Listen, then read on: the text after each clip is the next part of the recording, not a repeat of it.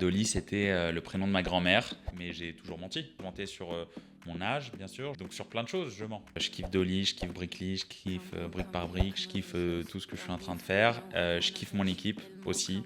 Je kiffe mes bureaux, je kiffe tout. C'est du boulot et c'est de la discipline. Tu n'y arriveras pas. Ou ce sera trop compliqué. Ouais, je pense que je serai un vrai casse-couille. Dans ce métier, t'as que des déceptions. 3000 mètres carrés, je pense que je vais trop m'y habituer. En mode tournée aux États-Unis. 50.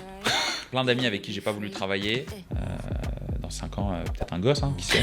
Ça va pas ou quoi?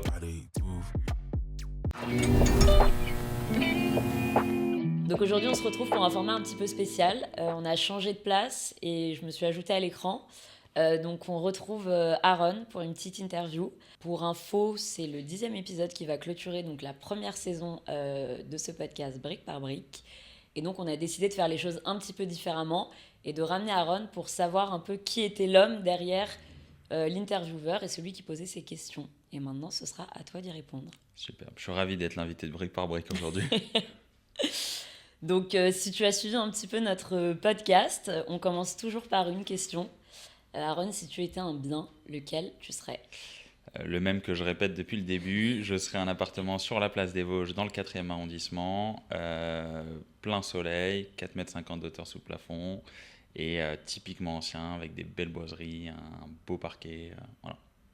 Ok, merci pour tes détails.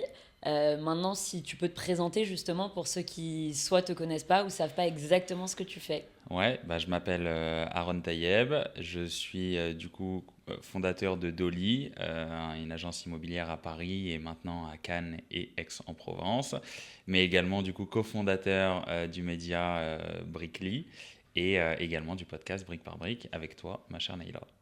La liste est longue. Ok, alors justement, on va faire comme avec tous nos invités. On aimerait en savoir plus de toi, savoir un petit peu ton parcours, où tu as commencé et comment tu en es arrivé à cette longue liste.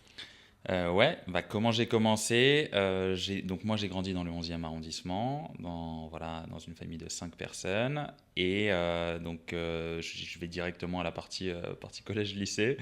J'étais pas des plus studieux mais j'ai toujours été bosseur. Ça pour le coup mes parents me l'ont inculqué dès le plus jeune âge. Donc j'ai toujours bossé, j'ai fait plein de choses, j'ai fait de la livraison, j'ai bossé dans le textile, j'ai vendu des mocassins, j'ai fait plein de choses vraiment depuis le collège du coup. Donc j'ai toujours aimé travailler et j'ai jamais été très scolaire non plus, mais j'ai toujours fait en sorte en tout cas de faire le nécessaire pour passer. Donc je passais toujours in extremis, ce qui fait que j'ai jamais redoublé de classe, etc. J'ai eu mon bac économique et social, c'était ça, bac ES, voilà, avec 10,01. Ok.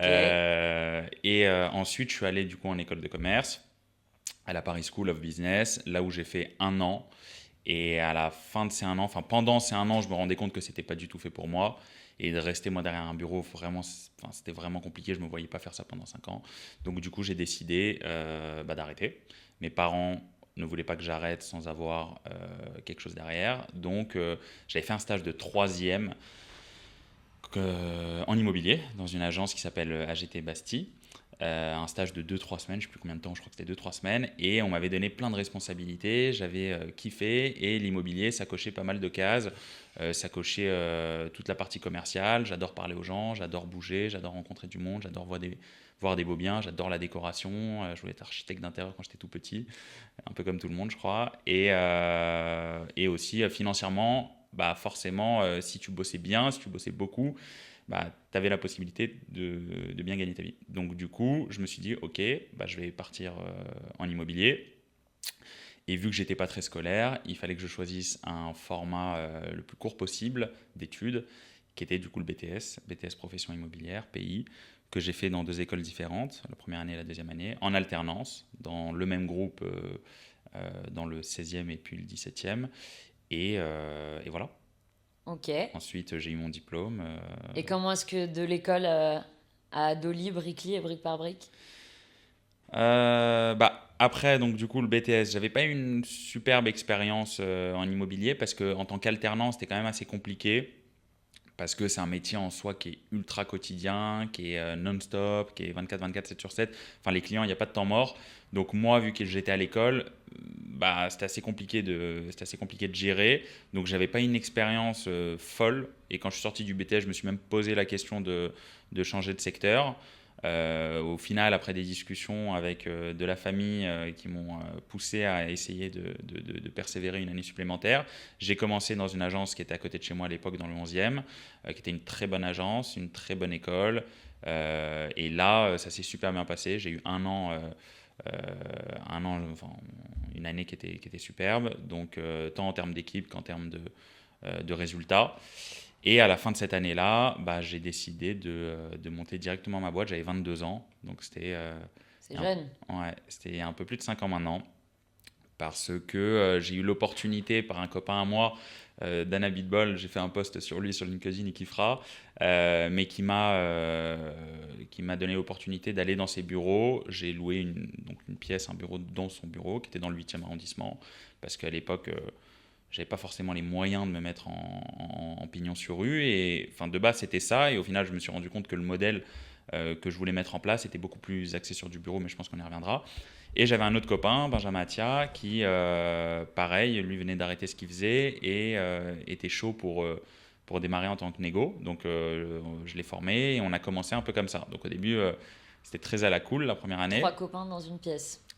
Ouais, 2 copains dans une pièce. Après, un troisième qui nous a rejoint en tant que commercial aussi. Et voilà, ça a commencé comme ça. Ça s'appelait pas Dolly à l'époque, ça s'appelait Corner Agency pendant un an. Parce que, comme je te disais, mon but après, quand je gagnais de l'argent, c'était de faire des agences d'angle. Mais vu que j'ai abandonné le projet d'agence Pignon sur rue, bah, du coup, j'ai changé le nom en Dolly au bout d'un an. Et ça fait maintenant un peu plus de 4 ans que ça s'appelle Dolly. Tu nous expliques pourquoi ça s'appelle Dolly? Dolly, c'était le prénom de ma grand-mère. Voilà, qui adorait l'immobilier. Moi, ma famille vient pas du tout du secteur de l'immobilier. C'était la seule qui avait un attrait, qui a poussé mon père à acheter sa résidence principale, enfin qui a poussé un peu toute la famille dans l'immobilier. Et voilà, c'était un petit hommage. Est-ce que tu peux du coup nous expliquer ton rôle aujourd'hui chez Dolly, comment ça se passe et comment est né Brickly et Brick par Brick? Ouais. Mon rôle aujourd'hui chez Dolly, c'est un peu de toucher à tout, donc tant au marketing, tant à la partie commerciale, tant à la partie recrutement. Bon, forcément, ça se structure de plus en plus. Étant donné que je suis seul fondateur, entre guillemets, il a fallu que j'apprenne à bien m'entourer. Et j'ai la chance quotidienne d'être avec des gens extraordinaires en général et surtout sur les postes à responsabilité. Donc mon rôle, ça va être de mettre ma tête un peu partout et surtout, ce qui me plaît le plus, de me concentrer sur les questions de croissance pour continuer à faire croître la boîte. On est un peu plus d'une trentaine maintenant. On a ouvert dans le sud, à Cannes et Aix. Donc forcément, il y a plein de développements, il y a plein de choses à mettre en place. Et voilà, donc je me concentre là-dessus. Et donc du coup, concernant Brickly et Brick par Brick, donc du coup avec Neila, pour ceux qui ne le savent forcément pas, on se connaît depuis le collège. Et comme on se l'était toujours dit, moi je crois beaucoup en Neila et j'étais sûr qu'on allait faire quelque chose ensemble. Neila qui est du coup journaliste de profession. Et c'était lors de mon voyage. J'avais fait un solo trip, je le précise, c'est charmé, au Sri Lanka, que j'ai eu l'idée de me dire il faut que je contacte Neila, il faut qu'on crée un média autour de l'immobilier parce que, comme dans l'agence immobilière, comme dans le média et comme dans plein d'autres sujets qui viendront plus tard dans ma vie entrepreneuriale, je trouve que c'est un métier qui manque de modernisation, sans forcément le dérouter ou le modifier en enlevant des humains, etc. Pas du tout, mais ça manque un peu de modernisation. Et forcément, sur le média, j'étais un peu axé comme moi qui suis d'une génération un peu TikTok, Instagram. Il n'y a rien de très simplifié, très attractif, avec du contenu vraiment ludique, simple et rapide, qui peut parler à tout le monde. Donc si moi, déjà, ça ne me parle pas, je me dis comment tous ces jeunes que je connais et tous les jeunes Français, comment ils peuvent, eux, être intéressés par un secteur aussi complexe, parce que l'immobilier, c'est ultra large. Donc, c'est pas forcément, là, on parlait d'agence immobilière, mais c'est pas du tout que ça. Donc l'idée était de créer un média un peu 2.0 sur l'immobilier avec vraiment un regard nouveau et une belle image. Voilà, ce qu'on est en train de de créer. faire. Voilà. Et brique par brique, du coup, une déclinaison qui, moi, me tenait à cœur. Parce que, pareil, j'ai jamais eu. Alors, moi, je suis fan de podcasts. Pour ceux qui me disent à chaque fois 1h30 c'est long, j'écoute des podcasts de 3 heures, 4 heures. Donc, je trouvais que ça manquait, pareil, de bons acteurs dans l'immobilier. J'avais pas de référent. J'ai toujours écouté des podcasts de personnes qui venaient d'un autre secteur que l'immobilier. Mais il y a plein de noms que ça m'intéressait d'avoir et je me dis j'aurais bien aimé les écouter moi si demain je devais démarrer une aventure entrepreneuriale. Voilà, ça m'aurait je pense motivé et donné des pistes. Et du coup, comment est-ce que ça s'articule un petit peu, Brickly? Explique-nous. Bah, Brickly, donc du coup qui est géré par toi et moi et on a deux merveilleuses alternantes Zoé et Coraline sur la partie communication et une alternante en journalisme qui nous rejoint aussi, qui sera du coup là je pense lorsque l'épisode sortira. Donc ça s'articule autour de beaucoup de contenus réseaux sociaux. C'était le but, donc de faire du contenu court, impactant, ludique, qui parle à tout le monde, surtout, c'est ça le plus important. On a lancé ça, ça fait 3 mois et demi maintenant, ça on fera peut-être un peu plus du coup quand l'épisode sortira, avec une partie web toujours qui est assurée par Neila et notre journaliste en alternance pour toute la partie article, et toute la partie du coup réseaux sociaux assurée par les filles. Sur du TikTok, sur du Insta. Sur TikTok, on a des coulisses de Neila sur comment le média a été créé, comment elle a fondé un média. Je vous recommande à tous d'aller vous abonner. Et non, voilà, l'idée c'était de faire un média grand public, encore une fois, sur un métier qui n'est pas très sexy quand on ne le connaît pas, qui est l'immobilier, qui peut être assimilé très business, très corpo, très, très strict, et qui en soi ne l'est pas. Et c'est surtout que ça touche tout le monde. Tout le monde a un besoin, tout le monde hérite une fois, malheureusement, tout le monde loue un appartement, tout le monde achète un appartement. Donc ça touche tout le monde et on se rend compte, moi du coup avec Dolist, et ça d'où venait aussi le constat, c'était de me dire, putain, il y en a plein qui ne s'y connaissent pas du tout, quoi. Et pourtant ils ont 30 ans, 35 ans, donc c'est grave. Et je me dis, c'est encore pire pour les générations à venir qui du coup restent focus uniquement sur les réseaux sociaux, étant donné qu'il n'y a pas de médias ultra jeunes qui adaptés à cette clientèle-là et à ce format de contenu. Donc pour moi c'était essentiel et je pense que là avec la machine qu'on a, on peut faire quelque chose de très sympa et de devenir la référence vraiment immobilière sur l'actualité, sur l'information en France. Voilà, Super, t'as bien résumé. c'est pas mal, non? Ouais, pas mal, pas mal. Ah, j'y crois, hein. Est-ce que tu peux aussi expliquer un petit peu quelle est notre cible, pourquoi, quelle est la différence avec brique par brique aussi, Ouais. parce qu'il y en a certains qui confondent un peu et qui... Bah, la cible, c'est les 25, même, je dirais même les 20-40, moi. Voilà, donc du plus jeune à la quarantaine, donc des personnes qui sont très actives sur la partie, encore une fois, réseaux sociaux. Euh, Après, on vise aussi un peu tout le monde, hein, mais notre vrai cœur de cible, c'est cette tranche d'âge. Brickly, encore une fois, donc, qui est le média d'information globale, générale. Et Brique par Brique, qui est le podcast du coup version business, où là on interviewe des entrepreneurs pour l'instant, successful, en tout cas sur des branches liées à l'immobilier. L'immobilier c'est un métier qui est assez large, c'est un secteur qui est assez large. Ça peut être du courtage en financement, ça peut être de l'immobilier d'habitation, de l'immobilier commercial, de la promotion immobilière, des travaux. Bref, ça peut être plein de choses. Donc Brique par Brique est dédié à ça, que j'ai animé sur la saison 1 avec un grand plaisir, qui n'était pas un exercice ultra Ultra facile, facile. ouais, parce que c'est pas dans ma nature première, mais bon, en tout cas que j'ai adoré. Et on a une saison 2 du coup qui arrive avec des formats ultra sympas, un format ultra complet, ultra quali, et j'ai hâte de démarrer cette saison 2. Bah, j'ai hâte aussi.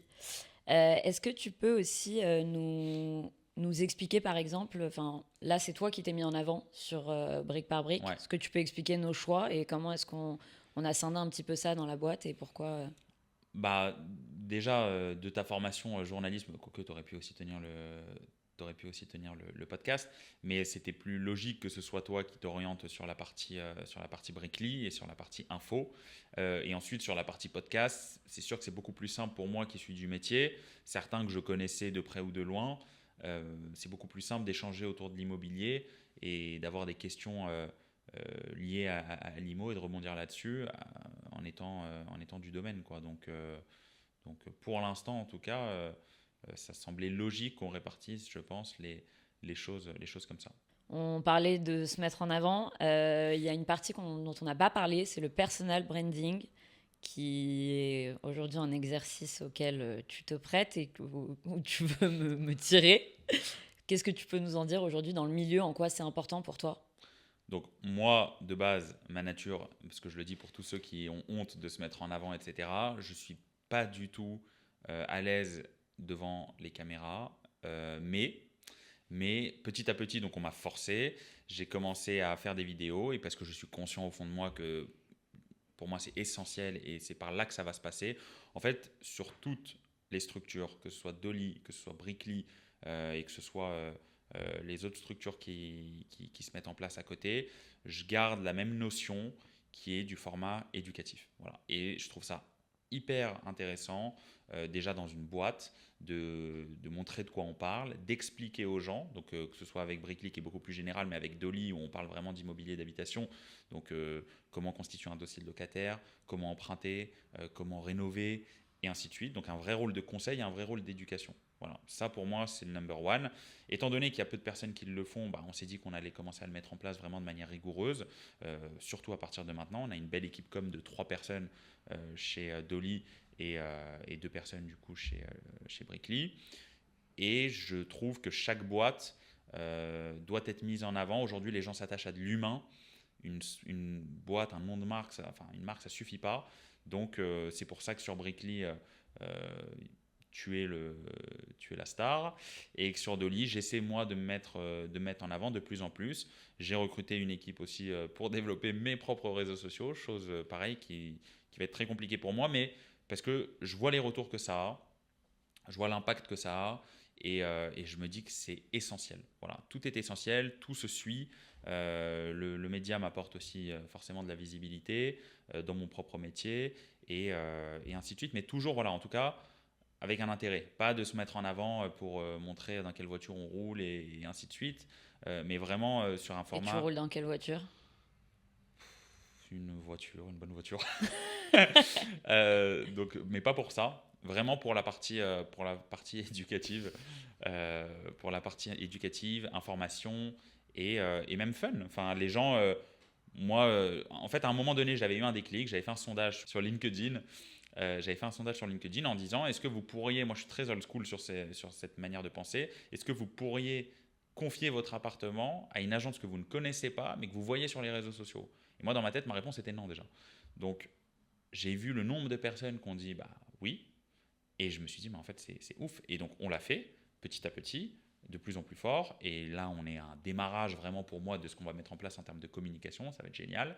Et on s'est rendu compte de l'impact que ça a en termes de clients, l'impact que ça a en termes de réputation, l'impact que ça a en termes de reconnaissance. Tu as fait des ventes grâce à... On a fait des ventes grâce à ça. Euh, mais plus, enfin, on a fait des ventes grâce à ça de manière directe, c'est-à-dire des gens qui nous ont appelés, j'ai vu votre vidéo sur les réseaux sociaux, mais c'est surtout que, typiquement dans un souci de relance, que ce soit surtout sur l'immobilier, il y a un peu plus de relance que sur le média, mais quand je vais dire à mes copains ou à des gens que je connais de près ou de loin, bah, n'oublie pas, si tu as un projet immobilier, de m'appeler, bah, j'ai plus de travail à faire parce qu'en fait, on est sur les réseaux. Donc le mec va nous voir 5 fois par semaine, et ma tête, il va la voir, ma voix, il va l'entendre. Donc automatiquement, on va créer des automatismes et des réflexes. Automatiquement, bah, la personne va penser à nous parce que habitation, ça rime avec Dolly. Je les vois 6 fois par semaine. Je vois les events, je vois les trucs, je vois aussi. Donc voilà, pour moi, la com, c'est essentiel, déjà de 1. Et le personal branding, du coup, parce que c'était la question de base, ça l'est encore plus. Parce qu'encore une fois, je pense que le chef d'entreprise, le dirigeant, doit véhiculer une bonne image de lui et de sa boîte. Les deux sont étroitement liés aujourd'hui. Ok. Et est-ce que tu nous as dit que tu avais lancé ta boîte à 22 ans, Ouais. donc ce qui est quand même jeune, surtout pour se lancer dans ce milieu-là et niveau Je crédibilité. vendais des mocassins avant, donc j'avais déjà une autre boîte. Ouais. À part les mocassins, est-ce que c'est quelque chose qui t'a porté préjudice ton âge et qui continue parce que... De ouf. C'est avec le podcast précédent, on en avait parlé avec Jonathan, 6 trucs, mais de ouf. Mais j'ai toujours menti, donc moins aujourd'hui, mais enfin pas du tout même aujourd'hui, mais qui se met une balle dans le pied. Non, non, au début, ouais, bien sûr, c'est comme quand on disait On est dans des bureaux de 200 mètres carrés, j'étais dans un bureau de 6 mètres carrés. Les gens, ils toquaient, ils sonnaient à la porte alors qu'on leur disait que c'était que sur rendez-vous. C'était une vraie galère. Il fallait ranger tout le monde parce qu'il y avait d'autres bureaux du coup et d'autres sociétés à côté de nous. Enfin, c'était un enfer quand quelqu'un sonnait au bureau. Donc, je mentais sur ça, je mentais sur mon âge, bien sûr. Je mentais sur les ventes que j'avais faites parce qu'il n'y avait pas encore beaucoup de ventes. Donc, quand j'allais voir un 200 mètres carrés, que le mec me disait mais vous avez déjà vendu des appartements haut de gamme là avec Corner Agency. Du coup, j'étais obligé de mytho. Donc, sur plein de choses, je mens. Mais c'était, en tout cas, c'était essentiel. Sur l'équipe, je mettais sur le site qu'on était 15, on était 2. Donc, mais tout ça, ça nous a servi. Et je ne regrette pas du tout de l'avoir fait. Et au final, les rêves du coup, et les mensonges sont devenus réalité. Donc, ça va. Ok, donc tu nous as parlé de tes 3 projets pour l'instant dans ton quotidien d'entrepreneur. Est-ce que tu peux nous dire à quoi ressemble une journée dans la vie d'Aaron Tayeb? Et attention, fais pas une réponse à la LinkedIn. On veut la vérité. Non, une journée, y a pas mal de points. Déjà, il y a une On tonne veut de. le lever, le dérouler, on veut tout, on veut Il y a tout savoir. alors déjà, bon, je me lève très tôt. Alors, je fais pas de douche froide, tout ça, mais je me lève quand même assez tôt. J'essaie de faire mon petit sport tous les matins quand j'arrive à le tenir. Ensuite, j'arrive au bureau vers 8h30, 9h. Et donc là, c'est le moment un peu temps calme pour toute la partie mail. Et ensuite, quotidiennement, en fait, vu que je suis dans les bureaux et que je fais un peu moins d'opérationnel, de commercial, je suis souvent sollicité, mais ça peut être des points sur le pôle gestion, ça peut être des points sur la transaction, c'est des points avec le média, avec Brickly, étant donné qu'on est tous dans le même office, des points avec la partie marketing, des points maintenant avec la RH. Donc, il y a beaucoup de points. Et ensuite, toute la journée, je suis assez sollicité, pareil, par mail, par appel, sur des choses en cours, sur toute la structure, sur du recrutement, voilà, donc en soi, alors souvent j'ai des rendez-vous euh, un peu stratégiques quoi, sur plein de choses. Et même quand des fois j'ai pas de rendez-vous figé, en fait j'ai une to-do qui se met en place au fur et à mesure de la journée parce que je reçois des mails un peu non-stop. Donc compliqué de dire exactement ce à quoi ressemble ma journée, mais il y a un peu tout. Voilà. Et après, il y a un peu d'autres activités qui se mettent en place. Donc, j'essaie de bien répartir mon temps, en tout cas, sur des points stratégiques. Et qu'est-ce qui te motive, toi, pour tenir? Pour tenir, Le matin, quand tu te lèves, qu'est-ce qui te... déjà, je kiffe ça. Je kiffe Dolly, je kiffe Brickly, je kiffe brique par brique, je kiffe tout ce que je suis en train de faire. Je kiffe mon équipe aussi. Je kiffe mes bureaux, je kiffe tout. Donc, Ta je les vie. lâche. Hein. Tu kiffes ta vie. Ouais, non, honnêtement, je fais un kiff de me lever le matin, quoi. J'aime ma routine, j'ai du temps à y consacrer, ça me motive et forcément, plus ça prend et plus je vois que les gens, plus je vois les retours positifs, que ce soit sur toutes les marques, plus ça me rend, ça me stimule et je me dis putain, c'est que le début, quoi. On va faire plein de choses encore. Donc voilà, c'est une boule de neige, c'est un effet boule de neige. Il y a un moment où tu as failli abandonner, lâcher, ou tu as eu vraiment un gros doute?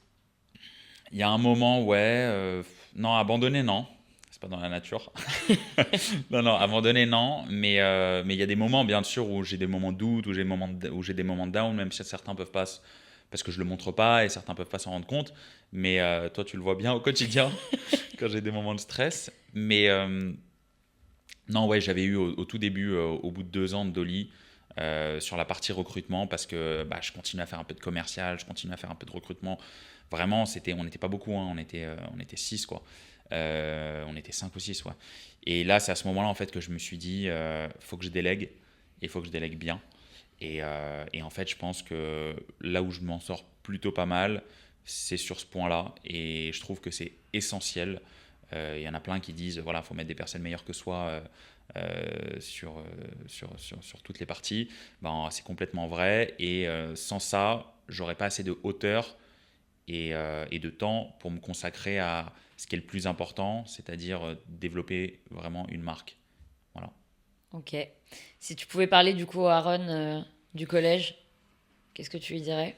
Mettons en place une vraie discipline, sois discipliné, quoi. Pour moi, il n'y a rien, il n'y a pas de secret, c'est du boulot et c'est de la discipline. Tous ceux qui pensent que on peut gagner X, on peut faire X en bossant 4 heures par jour, c'est faux. Travaille sur toi. Voilà, travaille sur toi vraiment, sur ta discipline, sur ton intellect, sur ta tête, sur tout ça, parce que c'est ça le plus important. Sur ton corps, en faisant du sport, enfin, toutes ces choses-là, je pense que c'est ce qui te rend de plus en plus fort et ce qui te permet d'aller de plus en plus loin, quoi.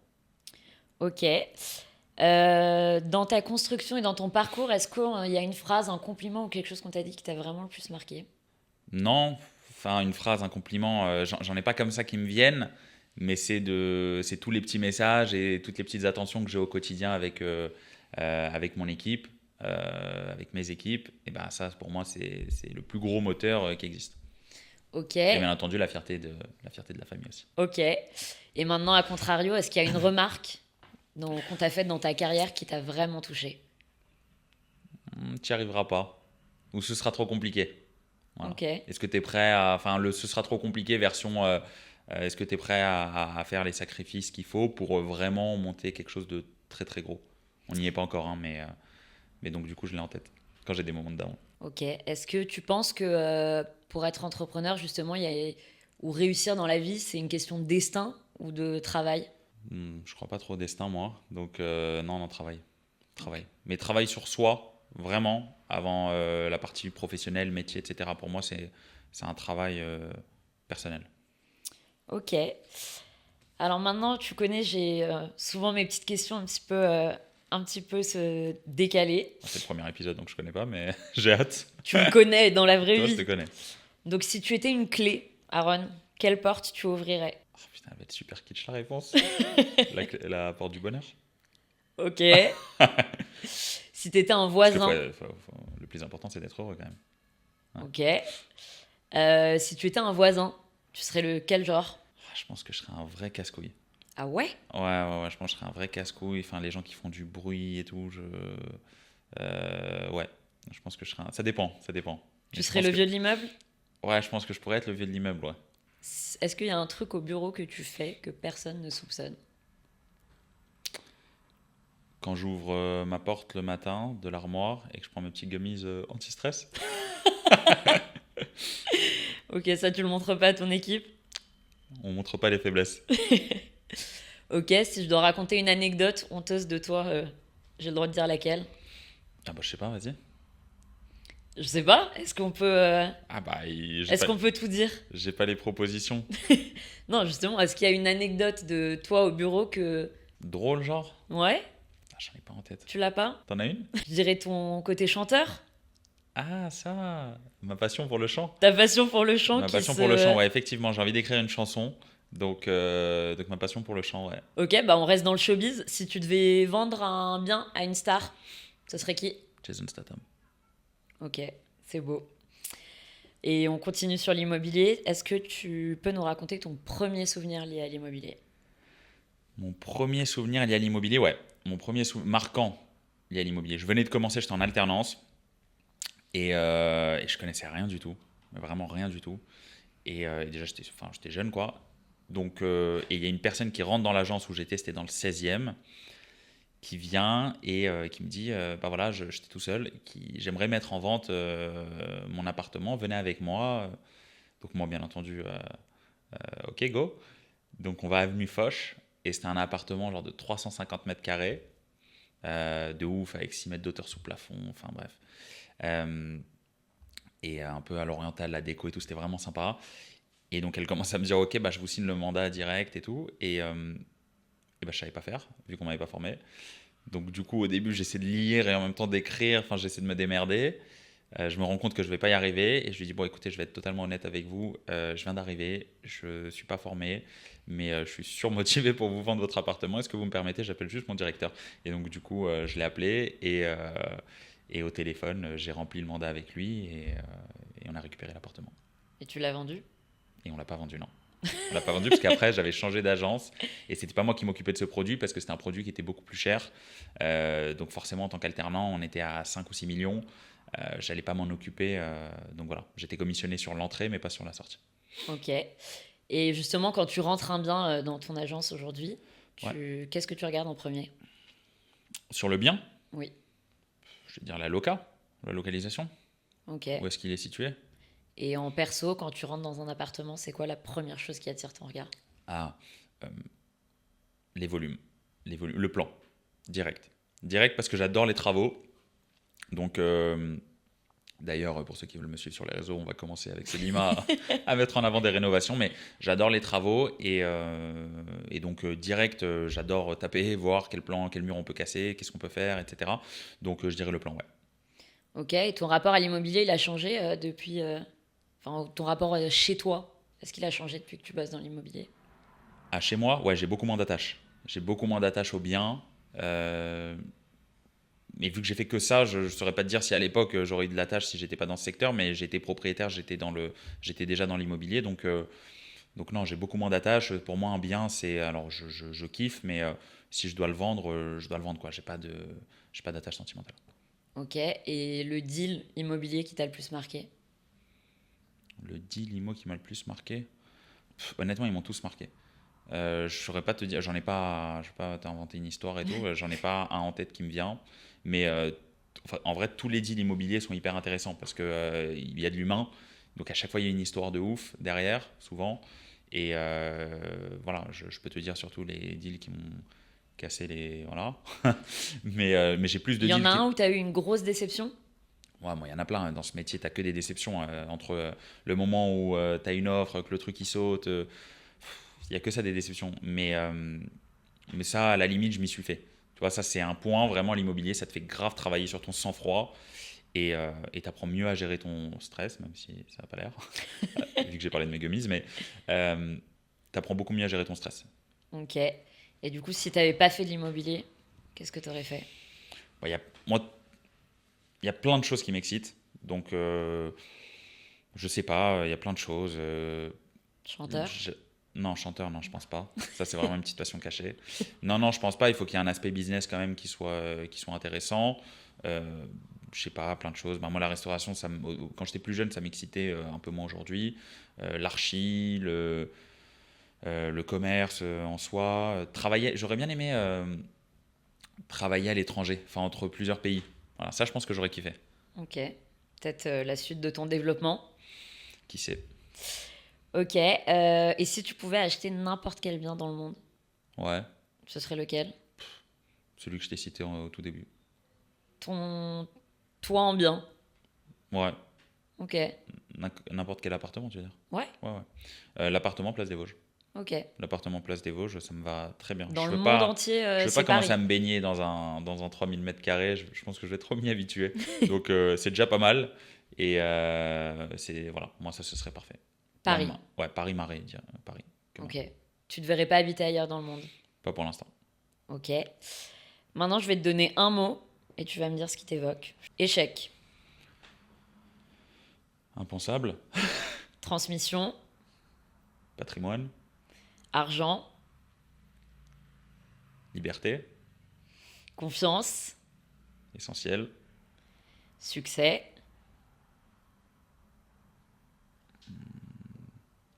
Tout dépend. Quelle notion? peur Humaine. et liberté. Argent. Bon, Aaron, on t'a préparé un petit jeu Je suis très stressé. qui s'appelle Mange ou réponds. Donc Il voilà. était pas compliqué le titre. Non, Tu t'es pas foulé. je me suis pas foulée, mais t'inquiète pas, ça va te faire plaisir. Donc on va commencer dans le dur. On va commencer sur la première question. Combien tu gagnes par mois? Ça dépend, société, perso. Non, Je non, non, rigole. non, non. Je rigole. Non, je réponds pas. Allez, vas-y, fais-moi manger. Ok, donc t'es sûr que t'es prêt? Vas-y là, fais-moi manger. On va Ah, quelle ouvrir le... horreur. Ah, quelle horreur. Et c'est pas le pire. Ça va, t'as le droit de Arrête. manger. Oh. Attends.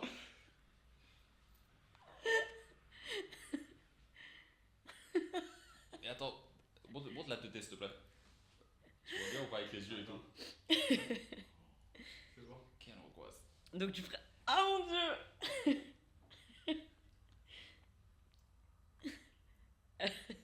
Ça a un goût. Et on continue? Tu as déjà rencontré quelqu'un au travail et ça a dérapé. Non. Est-ce que tu peux nous dire maintenant la dernière femme, hors ta mère ou une cliente, à qui tu as parlé sur WhatsApp? Quoi, je dois dire le prénom? Non, tu nous dis qui c'est. Tu nous racontes. Bah, une fille que j'ai rencontrée lors lors d'une soirée. Voilà. Ok. Euh, ton plus grand mytho professionnel? Bah, je crois que c'est de mentir en nombre, hein. On est 10 alors qu'on est 2, on est 60 alors qu'on est 20, et ainsi de suite. Ok. Ta plus grosse dépense depuis que tu es patron? À mon appartement, mon dernier appartement. Pas mal. Tu t'en sors bien. Ah ouais. T'as combien là exactement sur ton compte Bon, allez, vas-y. Ouf. aujourd'hui? Non, mais ça s'arrête quand juste les questions? Non, mais attends, faut me fixer une deadline. C'est combien de questions au total? Bah, il y a une liste. Ah, d'accord. Ok. Et bah, Donc, il y a combien sur ton compte aujourd'hui? vas-y, je mange. Ok, je te laisse ouvrir celui que tu veux. Mais pourquoi il rigole comme ça, lui?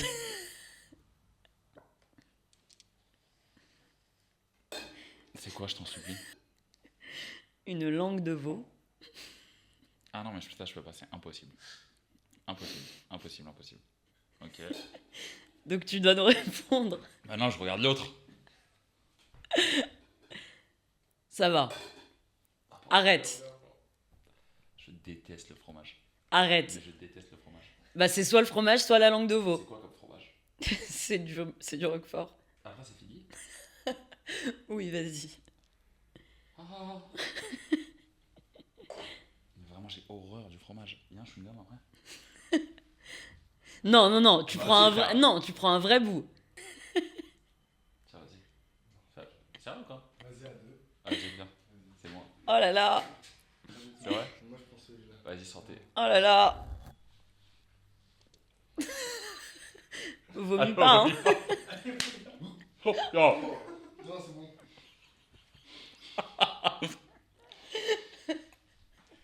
Bouge-toi le nez, bouge-toi le nez. Non, ça va, ça va, ça va. Je vais mourir. Ah, c'est horrible. Ah, c'est vraiment horrible. Ah. Ok. Ah. Avec moi, je suis gomme.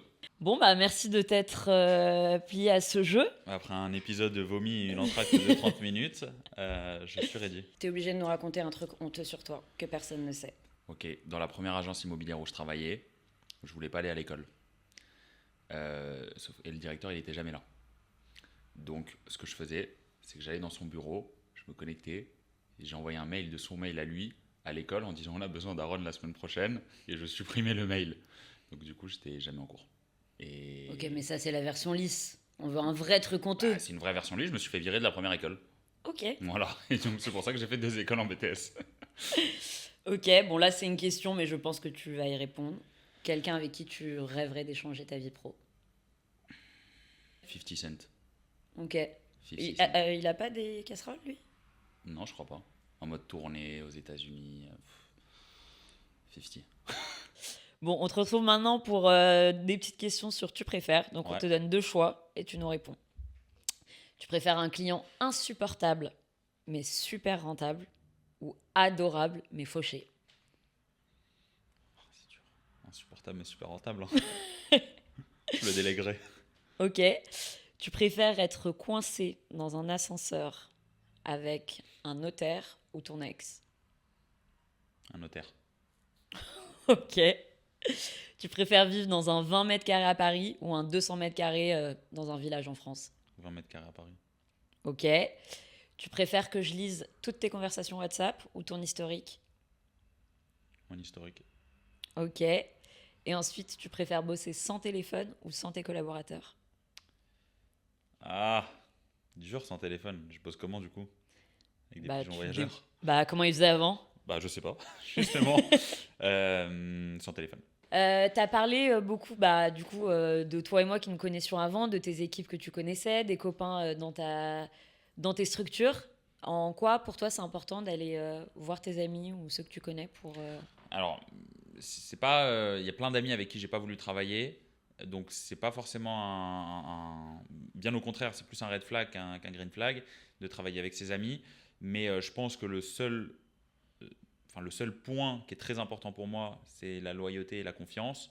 Et bah, j'ai la chance d'avoir des amis loyaux et de confiance. Donc c'est surtout ça, moi, surtout pour l'association, en tout cas, et même pour le recrutement d'ailleurs, sur les postes, surtout à responsabilité, c'est surtout ça. C'est d'être en totale confiance euh, avec les personnes avec lesquelles je travaille ou je collabore. Et comment justement tu recrutes tes équipes? Bah, fou, C'est là. quoi les critères qui Ah, se démarquent? bah déjà la motivation. Voilà, la motivation et l'envie de travailler, c'est un truc qui se fait quand même assez rare chez les jeunes, chez les pas jeunes, chez plein de choses. Ça, je m'en suis rendu compte. Bon, j'ai vu une tonne de monde passer, surtout avec Dolly, parce que c'est une boîte remplie d'agents. Donc forcément, depuis 6 ans, j'en ai vu une tonne. Et je me rends compte que la discipline, le travail et, euh, et d'être correct, du coup on en parlait, bah, c'est pas donné à tout le monde. Donc ça pour moi c'est first one. Et secondo, je dirais la partie un peu créative et l'ingéniosité. Quelqu'un qui réfléchit, qui se pose les bonnes questions, qui fait preuve de curiosité. Voilà, ça c'est la deuxième. Mais peu importe, il n'y a pas que dans la com, la créativité. Ça peut être quand je vais prospecter un bien, quelle méthode de prospection je peux inventer, qu'est-ce que je peux essayer de mettre en place de nouveau. Enfin voilà, donc ça c'est les 2 points premiers que j'essaie de discerner en tout cas dans un recrutement. Pour l'instant, ça va. Je m'en suis pas trop mal sorti, je crois. Mais donc, du coup, maintenant, on est accompagné d'une RH, donc ça devrait être plus simple. Mais ouais, ça, c'est les deux choses. Ok, il y a des gens qui sont avec toi depuis le début? Non, depuis le début. Vas-y. Il y a des gens qui sont avec moi depuis le début. Il y a une personne qui est avec moi depuis le début, qui est ma mère, qui a commencé presque au démarrage, dans le deuxième bureau, ma mère. Donc, c'était pas au début, qui était un coworking, pareil, tout petit. Et elle voulait pas venir d'ailleurs, parce que c'était trop serré. Donc ouais, ma mère. Et voilà. Et après, on a Clément, donc, qui est le directeur commercial sur la partie Dolly Transaction, qui est là avec moi depuis 4 ans. Donc ça commence à monter aussi. Il y a Sabrina, enfin il y a quelques personnes comme ça qui sont avec moi depuis un petit moment maintenant et que j'espère garder encore un bon bout de chemin. Qu'est-ce qui fait que pour toi, Dolly, ça dure? Bah, je pense qu'on n'est pas bête. Je pense qu'on a des bonnes idées. Qu'on cherche pas justement, qu'on n'a pas pris ce pivot de vouloir moderniser le truc et de disrupter complètement un marché qui marche bien. Et en même temps, on cherche à se moderniser, à se remettre en question sans cesse. Alors moi, c'est top parce que je me suis lancé dans un marché de crise. J'ai ouvert ma boîte en 2020. C'était le Covid. Je me suis mangé que des galères. On a une boîte qui fait x2 chaque année. Et je pense que c'est principalement dû à ça, à cette partie créative, le fait de toujours se remettre en question, d'essayer d'avoir une petite longueur d'avance. C'est fait aussi grâce aux équipes, surtout grâce aux équipes.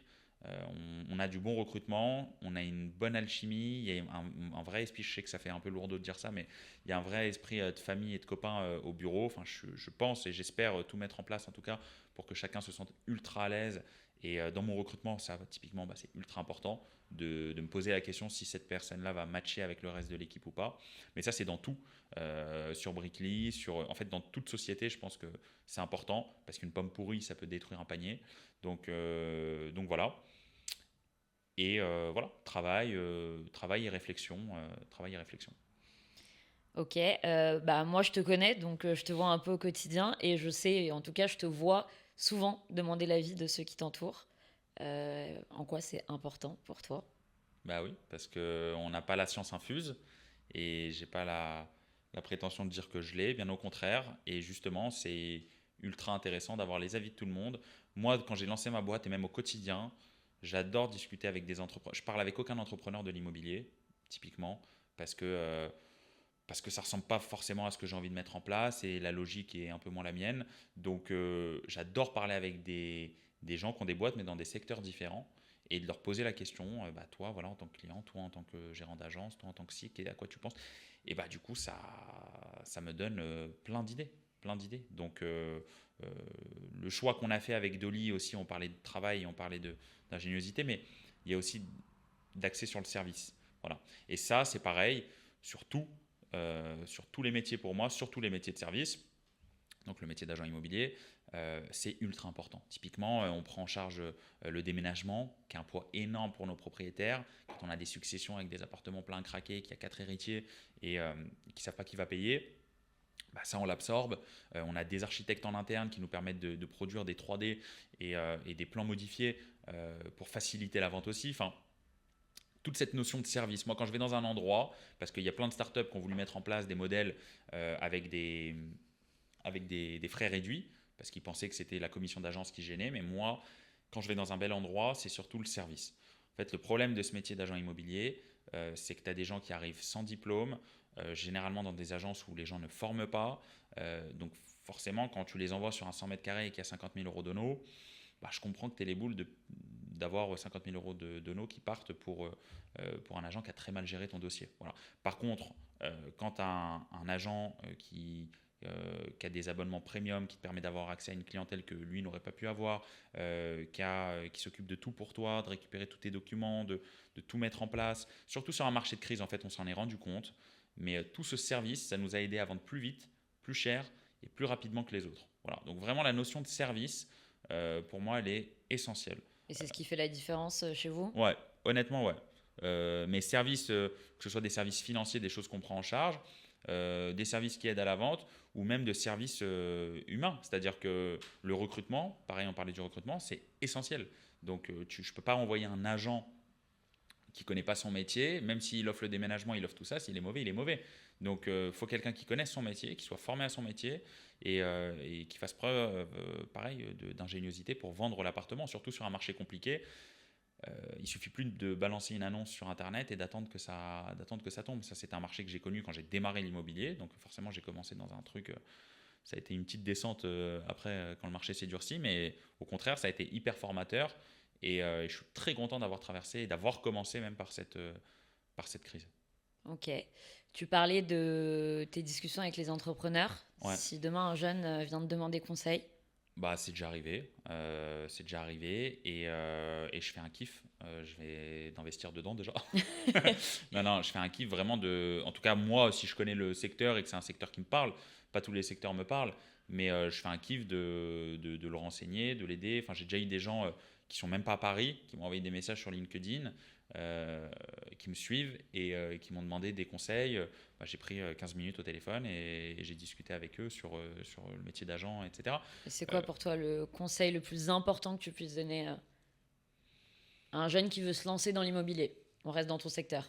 Je te dis, c'est de faire les choses dans le bon ordre. C'est-à-dire, c'est pas de vouloir direct envoyer des commerciaux, de faire de l'argent, de faire de l'argent, de faire de l'argent. En fait, il y a une notion où les gérants, surtout en agence immobilière, ils opèrent encore, ils sont encore dedans, mais en même temps, ils veulent faire grossir. Mais c'est pas possible. Enfin, tu peux pas avoir les mains dans la boue et parce que forcément, tu veux agrandir ta marge, etc. Et en même temps, te dire, bah, je vais avoir 50 commerciaux, ça n'existe pas. Donc, de prendre de la hauteur, mais avant tout ça, d'avoir une bonne base. Une bonne base, de bien réfléchir à son modèle. Après, le modèle se construit au fur et à mesure. On ne peut pas attendre d'avoir un truc ultra parfait avant de se lancer. Ça, il faut y aller direct et il faut bosser. Mais voilà, bosser, être discipliné, bien poser la base et avoir assez de hauteur pour se fixer des objectifs. Où je vais être dans un mois, où je vais être dans 3 mois, où je vais être dans 6 mois, dans 1 an, dans 2 ans. Et voilà, et faire en sorte de cocher sa to-do, quoi. Et aussi, mais ça, je pense que c'est pour tout entrepreneur, d'accepter d'investir en soi, d'accepter d'investir dans sa boîte, d'accepter de faire confiance, d'accepter d'investir dans des gens. Voilà, le fait d'accepter d'investir, pas tout le monde aussi a cette facilité, mais je trouve que quand on l'a, c'est plus simple. Ok. Et tu parles de la vision long, court et moyen, enfin court, moyen et long terme. Tu te Ouais. vois où dans 1 an, dans 5 ans et dans 10 ans? Dans 1 an, sur Dolly, je me vois avec une équipe de 50 personnes, fin 2026. Dans 5 ans, c'était ça? T'as oublié Brickly, Non, Brickpart, mais je vais venir Brickla. après. Ah, D'abord, je finis Dolly, 1 an, 5 ans, 10 ans, et après Brickly, et après Brickpart. on nous oublie pas, hein. Ça va pas ou quoi? Dans 5 ans, Dolly dans plusieurs villes. Pour le coup, on a commencé à ouvrir, mais vraiment dans d'autres villes, principalement du sud de la France. Après, les opportunités, on verra. Mais voilà. Et avec d'autres branches en interne. L'idée, c'est d'avoir vraiment tout ce qui touche un peu à l'immobilier internalisé, que ce soit via Dolly ou via d'autres boîtes. Et dans 10 ans, 10 ans, je sais pas. 5 ans déjà, c'est pas mal. Brickly, je le vois dans 1 an avec des milliers et des milliers d'abonnés. Et en vrai, juste ce qu'on fait à cette échelle en 3 mois et demi, dans 1 an, mais de manière beaucoup plus forte, beaucoup plus structurée, avec une DA beaucoup plus définie. Et déjà, les bêtes de retour qu'on a en 3 mois, je me dis que dans 1 an, ça va être que du kiff, quoi. Donc invité dans tous les salons, partenaire de X, de Y, j'en sais rien. D'ailleurs, contactez-nous parce qu'après, faudra pas toquer. C'est maintenant. Et non, non, non, Brickly, ça va être je pense, un vrai haut-parleur et une vraie référence mais vraiment, j'y crois à 2000% dans l'information sur le secteur de l'immobilier pour les jeunes. Pour les jeunes et même pour les pros, il y aura des offres pros, il y aura des offres de recrutement, enfin vraiment pour les jeunes, dédié aux jeunes. Voilà. Ok. Et perso? Perso, dans 1 an, je me vois pas si différent.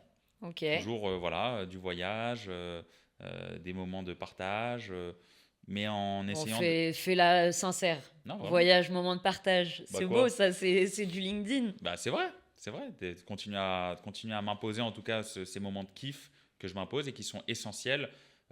Pareil, de pas avoir, ça aussi je peux le mettre dans les conseils, mais de pas avoir la tête tout le temps baissée et dans le guidon, parce que sinon, bah, on parlait d'auteur, mais tu respires pas et tu réfléchis pas bien. Donc tu as le cerveau qui est un peu asphyxié. Donc les voyages pour moi c'est essentiel. Les coupures en tout cas, voyage, week-end, on s'en fout, mais c'est essentiel. En tout cas moi pour moi c'est essentiel. Ça, du kiff, toujours avec mes équipes et j'espère des équipes grandissantes toujours aussi sympas. Ma famille pareil qui bosse au quotidien avec moi aussi, pour mes parents en tout cas. Et des beaux projets. Après, dans 5 ans, peut-être un gosse, hein, qui sait. Ça c'est un peu long. Ok. Justement, bah, tu mentionnes ta famille. Quel Ouais. rôle elle a bah, dans ta vie et dans ton travail? Justement, c'est pas. En Ultra général, on bosse chez ses parents. C'est moins ses parents qui bossent chez avec soi. moi. Ouais, bah mes parents, ça a un rôle pardon, ultra important dans ma vie en général, que ce soit mes parents ou ma sœur et mon frère, enfin tous en tout cas. Mes parents donc du coup bossent avec moi. Mon père nous a rejoint il y a 2 ans sur une partie comptable, même s'il n'aime pas que je dise ça. Donc voilà, non, c'est hyper sympa. C'est des bêtes de conseils. Et en même temps, ça peut être aussi des mauvais conseils parce que bah, forcément, ils m'aiment. Donc, ils n'ont pas des conseils hyper. Moi qui aime prendre du risque et m'envoyer au feu, bah, ils vont pas me conseiller d'aller au feu. Donc, faut savoir prendre le bon et le mauvais dans les conseils. Mais en tout cas, c'est un vrai soutien. C'est rassurant même d'avoir des gens de confiance vraiment. Même s'il n'y a pas que mes parents qui sont de confiance au bureau, mais d'avoir des gens de confiance avec moi au quotidien. Et c'est stimulant, pareil, de pouvoir parler ouvertement de toutes mes idées, même si mon père me tacle de temps en temps, mais toujours de manière bienveillante et sympathique. Et voilà, et d'essayer de les rendre fiers, pareil, c'est une fierté. Voilà. Ok. Et tu parlais aussi des moments de kiff, de détente, de coupure. Ouais. Comment est-ce que tu te détends? Bah, à Mykonos, hein, il y a 3 semaines avec toi, du coup. Non, le sport. Sport, ça me détend grave. Voir mes copains, pareil. Moi, les déjeuners, alors là un peu moins parce que c'est la rentrée, c'est un peu le rush, mais sinon j'essaie de déjeuner dehors avec mes copains assez souvent par semaine. Voilà, des dîners, pareil. Bon, je mange beaucoup dehors, mais ça, pareil, c'est des vrais moments de coupure, des vrais moments de plaisir pour moi. Les vacances, le sport et les rires, quoi. Enfin voilà, sans de la pression, mais d'essayer de, de fermer un peu, même si c'est dur, le livre quand on est en dehors du bureau.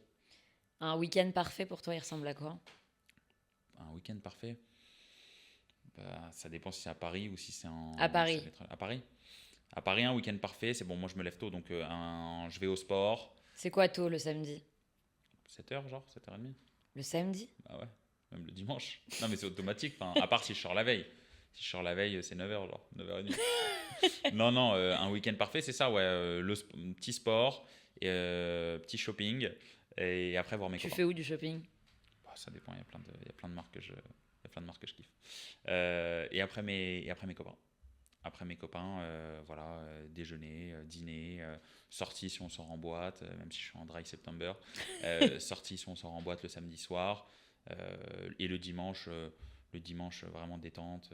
Voilà. J'aime pas rester au lit, j'aime pas rester à la maison, donc je suis souvent dehors, mais tranquille. Voilà, le dimanche, j'aime bien bosser. C'est un peu mon moment où je me pose après le sport. Justement, ces moments de hauteur et ces moments de calme. Donc, enfin, bosser. C'est pas vraiment bosser, mais c'est poser mes idées à plat et essayer de structurer un peu ma vision. Le Voilà. vrai week-end d'entrepreneur, quoi. Non, mais même pas en plus. Mais vraiment, je kiffe ça. Genre, c'est vrai que ça fait un peu. Là, tu nous as décrit tout, Ça- l'entrepreneur de LinkedIn. C'est vrai que c'est un peu relou. Mais non, non, mais en plus, c'est vrai, donc je vais pas mentir. Donc, moi, je kiffe ça. Donc, vraiment, je prends plaisir à ça, à me poser, à réfléchir. Et voilà. Ok, tu nous donnes un resto où t'aimes manger et un endroit où t'aimes sortir. Un resto où j'aime manger Café Charlot Ok. ou Amici. Putain, je le prononce pas bien en italien. Dans le 11e, qui est exceptionnel. Et un endroit où j'aime sortir, bah, la fête. Hein. La fête sympa, c'est sympa. Je trouve ça sympa. Tu danses, tu chantes, personne ne se regarde. C'est folklore. T'as l'impression d'être dans un movie. Donc, je kiffe bien. Ça casse un peu le sérieux. Ok, tu nous donnes aussi une série. Gomorrah, moi j'ai adoré. Gomorrah. Et, la dernière Snowfall. Ok. Snowfall, j'ai adoré. Ok, bon. Donc, merci déjà pour toutes ces réponses. Avant de finir, je voulais te poser deux petites questions. La première qui Encore était... ouais, encore. La première qui était, quelle est la brique la plus importante que tu as posée dans ta vie? Une bonne réputation, Ok, une bonne image, j'espère en tout cas, mais j'essaie d'être le plus droit possible et plus correct. Donc je pense que c'est ça, et j'aimerais bien la tenir toute ma vie. Voilà, de travailler avec des gens corrects, et avant de vouloir travailler avec des gens corrects, faut l'être soi-même. c'est beau. Et quelle est la prochaine brique que tu vas poser? Ma nouvelle brique que je vais poser, c'est une nouvelle structure que je suis en train de monter Tu veux pas t'arrêter, hein? avec Sony. Enfin, c'est un ami à moi qui est dans la gestion de patrimoine, qui monte cette structure, lui, et sur laquelle je vais l'accompagner. Donc, pareil, qui a un lien toujours avec l'immobilier, l'éducatif et le service. Donc, ça, c'est la prochaine brique qui vient compléter notre petit muret. Voilà. C'est beau. Merci Aaron pour de nous avoir permis de te découvrir un peu plus en profondeur. Eh ben, merci à toi, merci à nous de m'avoir De invité. s'auto De de m'être s'auto-interviewer.